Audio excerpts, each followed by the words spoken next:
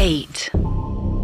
डर में लिपटा विश्वास जमीन पे पड़ी शिखा को आंखें फाड़कर देख रहा था।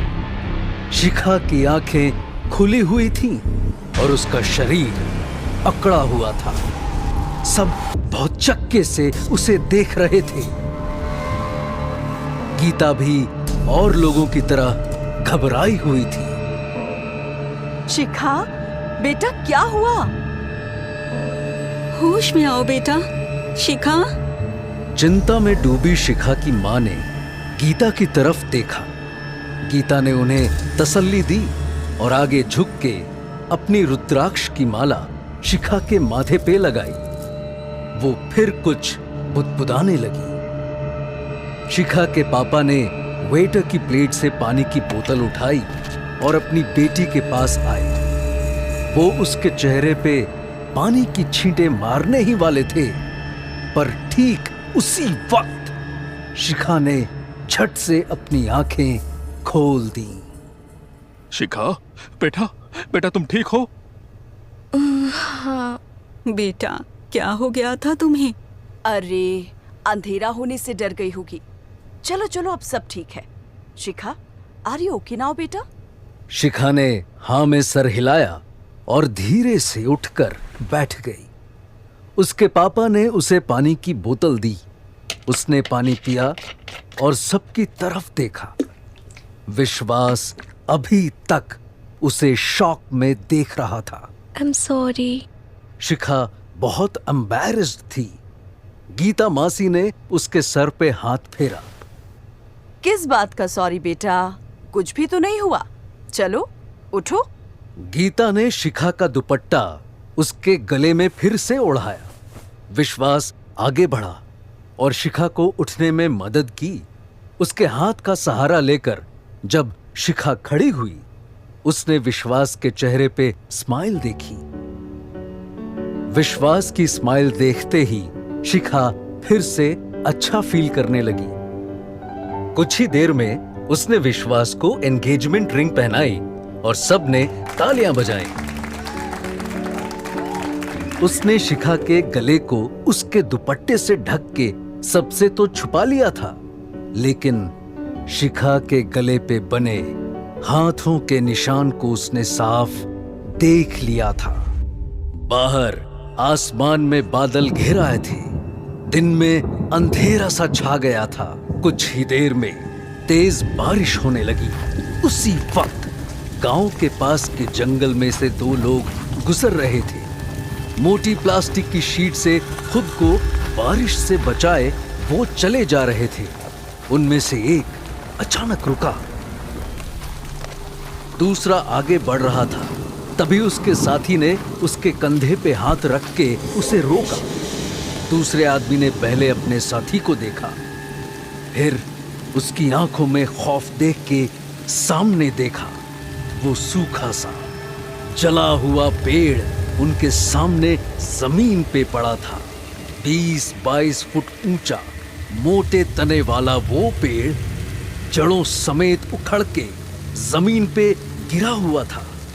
उसकी सूखी टहनियां बादलों के अंधेरे और तेज बारिश में सैकड़ों कंकालों की उंगलियों की तरह खड़ी थी। ये देख दोनों आदमी झट से वहां से भागे। शंखा पालिए गेला, शंखा पालिए गेला। वहां गोल्डन गेट होटल के कम्युनिटी हॉल में सब लोग एंगेजमेंट पार्टी एंजॉय कर रहे थे। शिखा की माँ एक कोने में कुर्सी पे अकेले बैठी थी। गीता उनके पास आके बैठी। क्या हुआ दीदी? गीता, आज जो शिखा के साथ हुआ ऐसा पहले कभी नहीं हुआ है। विश्वास की बुआ मुझसे 10 मिनट तक अकेले में बात करके गई। पूछ रही थी मेरी बच्ची को कोई मेंटल प्रॉब्लम तो नहीं है। दीदी, रिश्तेदार तो कुछ भी बोलते हैं, आप उसे सीरियसली मत लो। देख, मुझे सच बता गीता, शिखा को हुआ क्या था? मतलब? गीता, तू सिद्ध योगिनी है। तो ऐसी चीजें जानती है जो हम आम लोग ना देख सकते हैं ना सुन सकते हैं। तो कभी ऐसी चीज से नहीं डरती, लेकिन आज शिखा को देख के मैंने पहली बार तुझे डरा हुआ देखा है। दीदी, मैं ऊपर वाले को मानती हूँ, पूजा पाठ करती हूँ। आप जो कह रही हो, तू अच्छी तरह जानती है मैं क्या कह रही हूँ। मेरा मन बहुत घबरा रहा है गीता। आज कुछ तो हुआ था। सच बता, तूने कुछ महसूस किया था क्या? वो गीता ने कोई जवाब नहीं दिया। बोलना गीता, बोलना। डोंट वरी दीदी, शिखा एक बहुत नेक दिल की लड़की है। उसके साथ सब अच्छा ही होगा, और मैं भी तो हूं ना उसके साथ। शिखा की मां ने कुछ नहीं कहा, बस कहीं दूर आंखें टिकाए देखती रही। गीता ने उनकी नजरों को फॉलो किया। उसने देखा कि दूर शिखा अपने फ्रेंड्स से घिरी हुई एक सोफे पे बैठी हुई थी। उसके चेहरे पे छपा डर मीलों दूर से किसी को भी दिख सकता था। बाबा और गांव का मुखिया जंगल में उस गिरे हुए सूखे पेड़ के सामने आ खड़े हुए।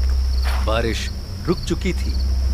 बाबा ने आगे बढ़ के पेड़ के तने को छुआ और आंखें बंद की। कुछ देर बाद बाबा ने आंखें खोली। अरे क्या हुआ बाबा? है क्या ये सब? कोई बड़ी मुसीबत आने वाली है क्या? बाबा चुपचाप कुछ देर खड़ा रहा, फिर धीरे से बुदबुदाया। वो यहाँ नहीं है। यहाँ नहीं है तो कहाँ है? बाबा की नजरें उठी और सामने पहाड़ी पे बसे होटल पे पड़ी। ठीक उसी वक्त गोल्डन गेट होटल के ऊपर आसमान में बिजली कड़की। शाम घिर आई थी, हल्की बूंदाबांदी हो रही थी। होटल के कमरे में शिखा आराम कुर्सी पे आंखें बंद किए लेटी थी। उसके माँ और पापा, गीता मासी और फ्रेंड्स सभी उसके करीब खड़े हुए थे। गीता ने उसके माथे पे हाथ रखा। बुखार है। तभी शिखा की एक फ्रेंड कमरे के अंदर आई। मिल गई पैरासीटामोल, ये ले शिखा। शिखा ने पानी के साथ मेडिसिन ली और उठने की कोशिश करने लगी। उसके पापा ने उसे रोका। अरे बेटा, तबीयत ठीक नहीं है तो आराम करो। नहीं पापा, इतने सारे गेस्ट आए हुए हैं, विश्वास भी मेरे बिना डिनर नहीं करेगा, और मुझे अपनी एंगेजमेंट डिनर पे डांस भी तो करना है। देखना जरा, बुखार में भी डांस की चाह कम नहीं हुई। मासी, मेरी पहली एंगेजमेंट है, नाचूंगी नहीं? शिखा की माँ ने प्यार से उसका माथा चूमा। हाँ हाँ बेटा, अभी दवाई ली है, थोड़ी देर यहाँ आराम कर, हम गेस्ट्स को बोल देंगे। तू तैयार हो रही है? आप लोग जाके गेस्ट्स को एंटरटेन करो, मैं यहाँ शिखा के साथ रुकती हूँ। हम थोड़ी देर में बाहर आ जाएंगे।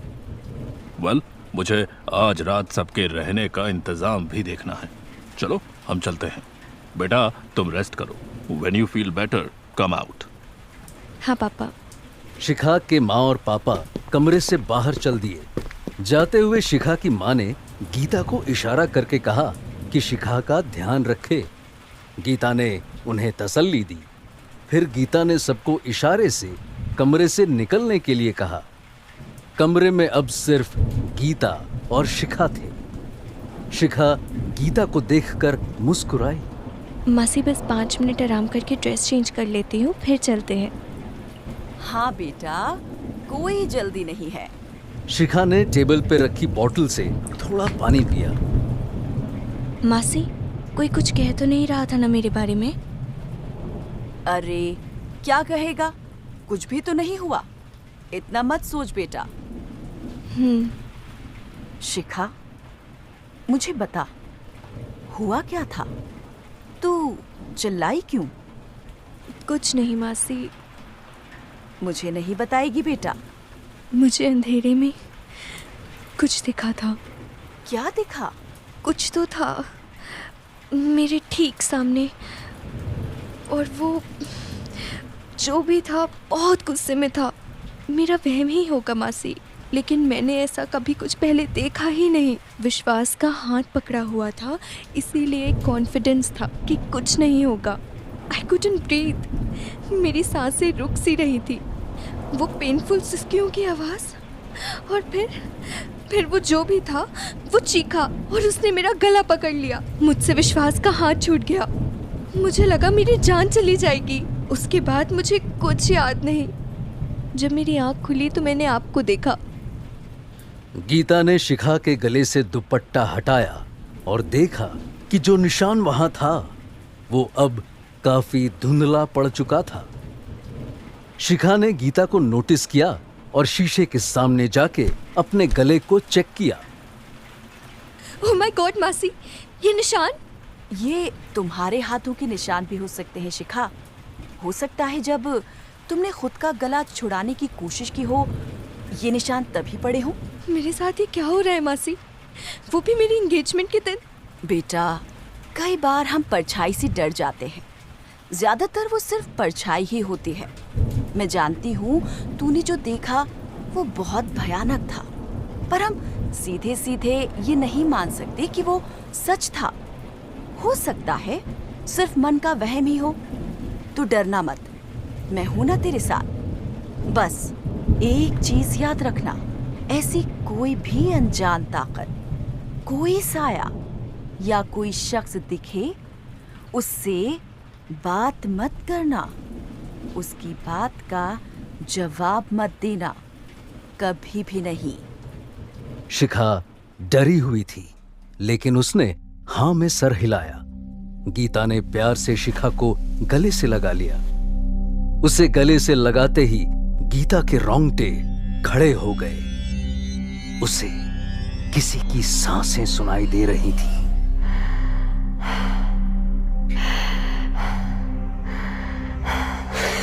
ये आवाज शिखा की कुर्सी के पीछे से आ रही थी। गीता ने सामने देखा, वहां कोई नहीं था। गांव में बाबा के घर के बाहर आग जली हुई थी। बाबा और मुखिया खाट पे बैठे चिल्लम पी रहे थे। मुखिया ने एक लंबा कश खींच के बाबा को चिल्लम पकड़ाया। बाबा, रात काफी हो गई है, मैं चलता हूँ। डरो मत मुखिया जी। अरे जंगल में जो कुछ आज हुआ है उसके बाद भी आप?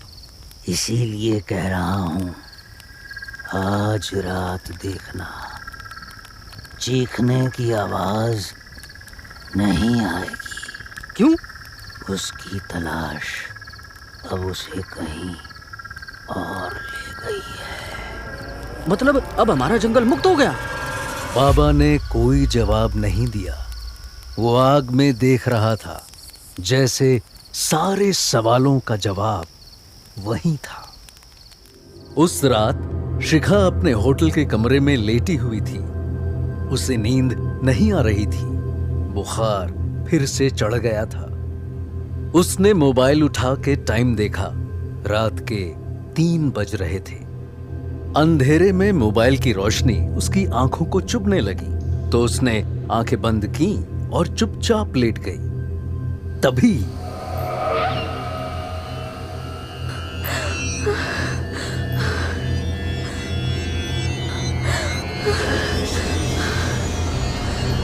शिखा उस सिसकी को पहचान गई थी।